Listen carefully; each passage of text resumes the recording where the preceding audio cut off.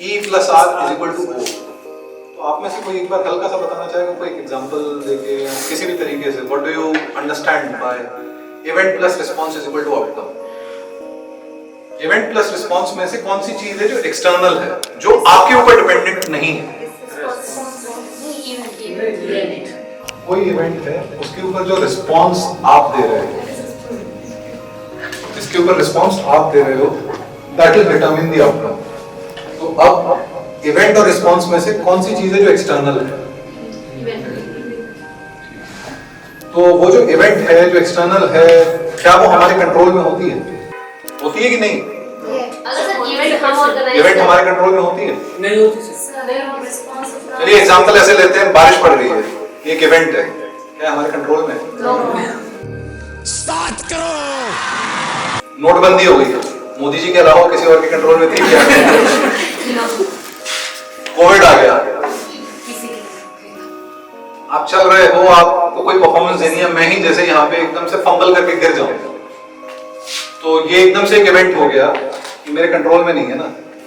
लेकिन उसके बावजूद भी आउटकम चेंज किया जा सकता है। उसका लिटरल एग्जांपल ये है, कोविड जो फर्स्ट लॉकडाउन लगा था, उसको हर किसी ने अपने अपने तरीके से एक्सपीरियंस किया था। Just praying to God, I am only talking about normal positive instances. हम लोगों को हर किसी फैमिली को कोविड ने अपने अपने तरीके से बहुत ब्रूटली भी अफेक्ट किया है, स्पेशली द सेकंड वेव। लेकिन फर्स्ट वेव के टाइम पे many of us actually enjoyed it like anything, gave ourselves time, gave time to our families। हर किसी ने अलग अलग तरीके से उसको टैकल किया।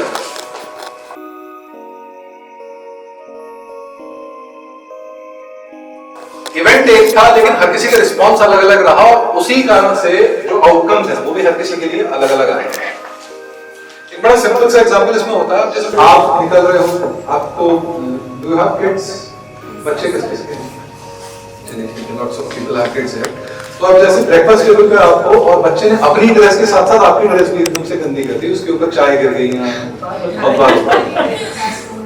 तो अब आप यहाँ तो डांट लगा दो बच्चे की, अपना भी मूड खराब कर लो, और आपका पूरा का पूरा दिन ही उसी थॉट के साथ ही जाता है।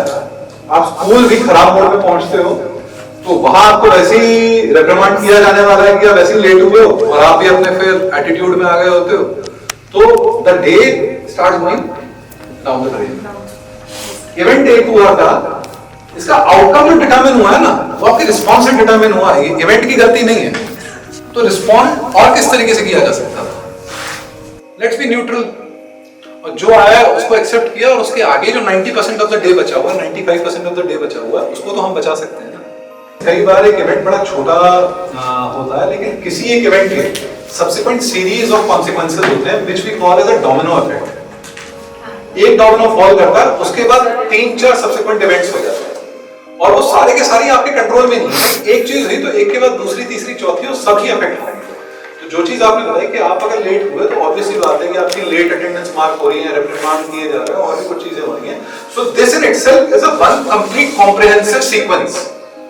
तो आपको हर एक चीज को अलग अलग तरीके से मैनेज करना, हर एक चीज को अलग अलग तरीके से रिस्पॉन्ड करना, और हो सकता है उसके बावजूद भी आपका पूरा दिन अच्छा ना जाए, पूरे दिन में कुछ ना कुछ गड़बड़ होती रहे, but then you have a choice in terms of how you react to it, how you respond to it, how you behave to it. और अगर एक दिन खराब भी हो गया तो ठीक है, जिंदगी थोड़ी खराब है, कल फिर एक नई शुरुआत। इट्स ओके अगर कुछ अच्छा नहीं ठीक है, और वो वेव्स की तरह चलनी है लाइफ, अप्स एंड डाउन्स तो लगे ही रहेंगे, लेकिन जो एक कॉन्शियसनेस आ जाती है, just an awareness of this thing gives you a lot of strength कि यार ये एक इवेंट था। सबसे बड़ी स्ट्रेंथ जो बोली जाती है ना, दैट इज अवेयरनेस। आपको पता चल जाए ना कि यार ये हो क्या रहा है, उसी से आपकी आधी प्रॉब्लम जो है कंट्रोल में आ जाती है, because then you are in a position either to control it और चेंज इट, और at the least accept it.